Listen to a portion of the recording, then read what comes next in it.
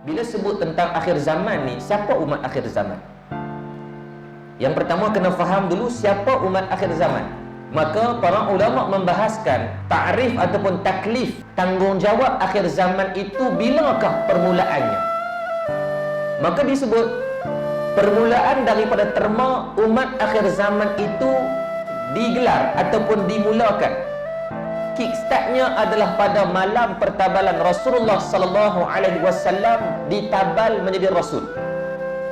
13 tahun sebelum peristiwa hijrah di Gua Hira, Nabi menerima wahyu yang pertama, perlantikan sebagai rasul. Dulunya sebelum tu Nabi sebagai nabi sahaja. Tugas Nabi tidak wajib menyampaikan Islam. Maksudnya Nabi mengamalkan Islam itu hanya dalam diri sebelum daripada umur 40 tahun.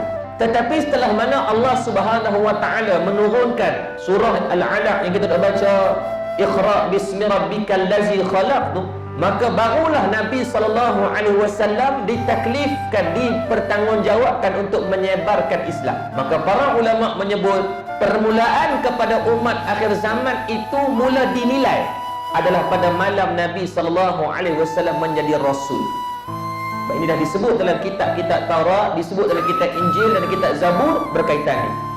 Maka umat akhir zaman itu akan diutuskan seorang rasul.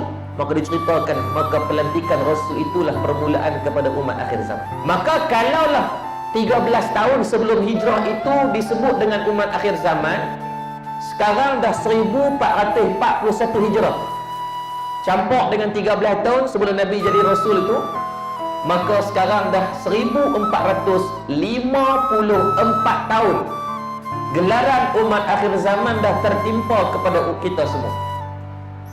Maka sesuai umat akhir zaman itu kalau 1000 tahun lepas. Tetapi kita tidak lagi disebut dengan umat akhir zaman. Kita disebut dengan umat akhir zaman.